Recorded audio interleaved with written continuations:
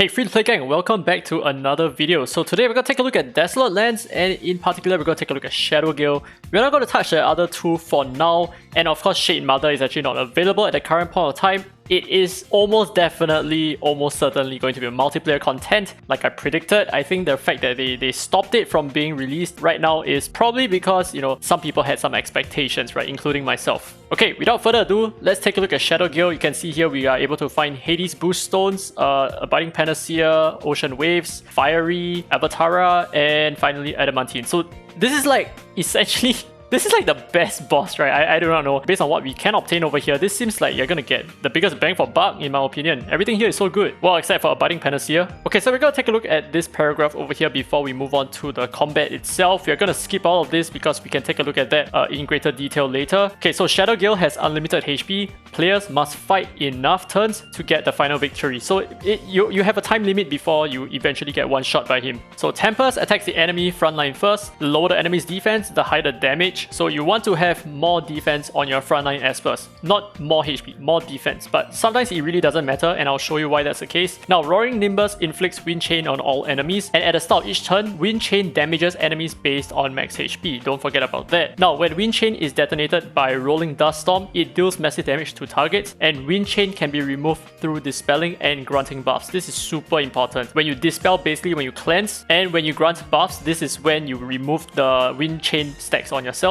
Now, before Shadowgale casts Rolling Dust Storm, remove as many stacks of Wind Chain as possible and collect more Shadow Flower Petals so that you can stun Shadowgale and get a higher score multiplier. So the thing is, right before he casts Rolling Dust Storm, which we will talk about later, you have to remove all the debuffs on yourself. I mean, you don't have to remove all, but you know, the more you remove, the better your multiplier is gonna be, which will be clearer later on. Then finally, Roaring Hurricane ignores all damage mitigation effects, which is basically the one-shot skill over here, and deals a powerful attack to enemies. After casting this ability, Shadowgale run out of energy and the battle will end. Maybe one thing that I should add before I move on is, let's take a look at his passive here, Shadow Blessing. Shadowgale is immune to debuffs, do take note of this. Now, when the enemy doesn't have any Espers on the front line, the enemy backline takes more damage, and the fewer stacks of Wind Chain the enemy removes, the higher the damage Shadowgale deals. So your priority is to remove Wind Chain, and you can do so by either cleansing or by granting buffs. So this is the team that I'm running with. If you have Gabriel, you can use Gabriel, although I do feel like Gabriel is not so efficient because you cannot debuff the boss, which is basically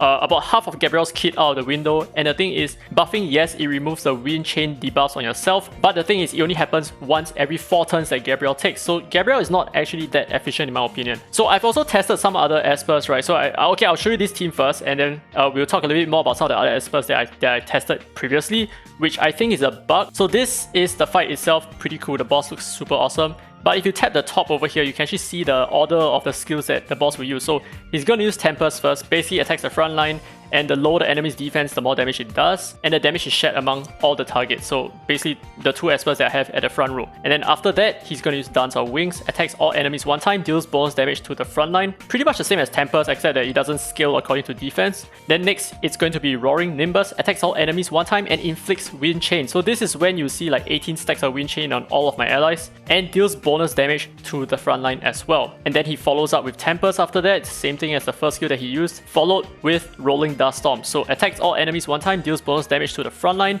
and detonates current Wind Chain stacks. Increases the damage dealt based on the remaining Wind Chain stacks, and well, the numbers is just flying over my screen right here. After casting this ability, if the required number of Wind Chain stacks have been cleared, Shadowgale will be stunned for a short time. So that's something that we're going to look at later on, like right now. So we have like 6 empty petals right here, but the more debuffs that we cleanse, right, the more of this Wind Chain that we remove from doing some cleansing, that would add some petals to this score, or this scoreboard, so to speak, right?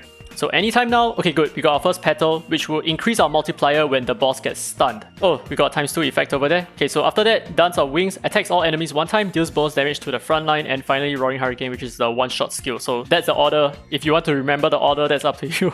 I think the biggest takeaway is knowing that around here, that's when he has the potential to get himself stunned. That's when he starts to, you know, the more debuffs that you cleanse from your team, the bigger your multiplier is gonna be. But obviously, a ×2 multiplier is really crap. This is bad. This is not good.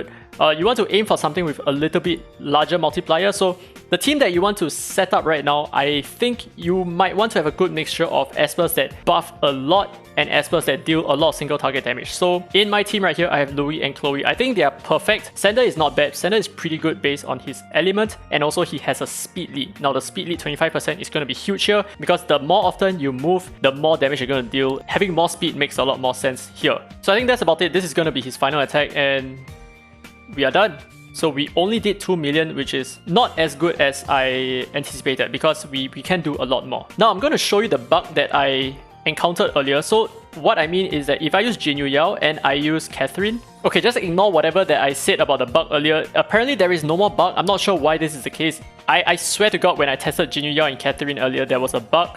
But when I tested it again, there isn't a bug anymore. So what happens right now is Jinyu Yao and Catherine, whenever they take their turn, when you have the wind chain debuff, and we're going to take a look at that of course, what happens is they're actually going to remove the debuffs as well, which is what I expected to happen. So the fact that it is working now, I'm not sure whether they fixed it just as I was recording, but it is going to be a very potent way for you to remove a lot of the debuffs, especially if your Jinyu Yao and Catherine are super fast, which thankfully they are quite fast for my current team lineup right now. So it makes a lot of sense that, you know, speed lead is going to be very key over here. You can use a TA if you really want to, you can use a Longmei if you really want to, but I wouldn't recommend it because they don't have a lot on their kit.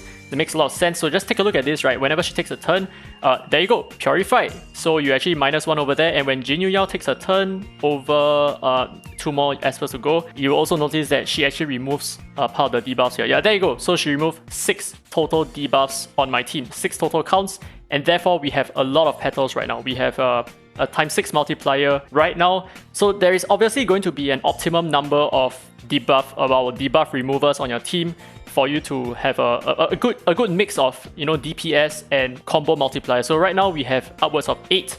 If we have a lot more speed, I think we can definitely do 5 petals, but I don't think that's going to be possible given what we have. So let's see, we have 8 times multiplier. This is actually the highest I've ever seen in my life. Oh, ×10, dude, what the heck? So essentially all the damage that we are dealing, it will be multiplied by 10. So after this happens, whatever number that we have will be multiplied, and the score is gonna go up like crazy. This is already, what, 1.2 million? Wait, seriously, this is already 2 million. Oh, this is gonna be quite meta, isn't it? Right, running a Jinyu Yao and a Catherine. This is gonna be super meta, dude. Like, they're super tanky, and they're very fast, and they cleanse so much of the debuffs. Dude, look at that. We are already down to 4 debuffs, 2 debuffs, and 10 over here. That's insane, man.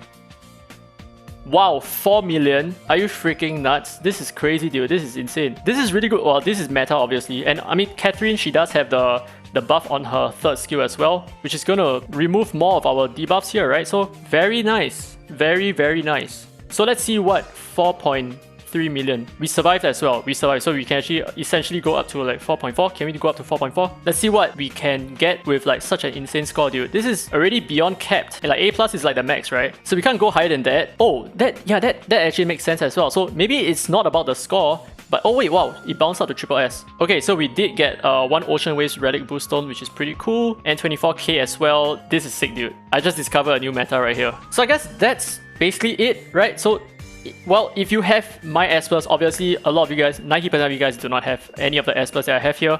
But if you do have all of these espers, or at least some combination of these espers, then they're definitely the way to go. You know what, instead of Catherine, or maybe instead of Jinyu Yao, you can opt for Dahlia. Dahlia has double buffs on herself, which is not bad, especially since she's going to be built very fast. So I think she's going to make a lot of sense. You're going to use both Suhua and Dahlia at the same time. I think that's going to be quite potent, that's going to be quite effective.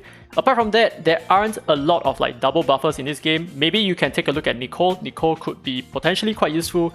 And you can also use espers like Celine. I think Celine has a lot of use here because her 2nd skill has 2 different buffs, right? And she also cleanses on her 2nd skill, which means that every 3 turns, you're actually going to remove 3 debuffs on your team, as long as you can make her fast enough to take a couple of turns, or rather at least 3 turns, at least during the period of time before the boss is stunned, and you're pretty much good to go. So where is Celine? Celine over... right, over here. Okay, so I finally found her. I think Celine is going to be quite good as well, although her typing is her main setback. But the thing is, if you're going to put her at the backline, I don't really think it really matters all that much. She's going to do a pretty decent job, I think. This is just based on my theory crafting. Anyway, hope you guys enjoyed the video. If you did, don't forget to leave a thumbs up, it really helps the channel, and subscribe for more Dislyte content. Now, this has been Daddy Free to Play, and as always, I will see you in the next video.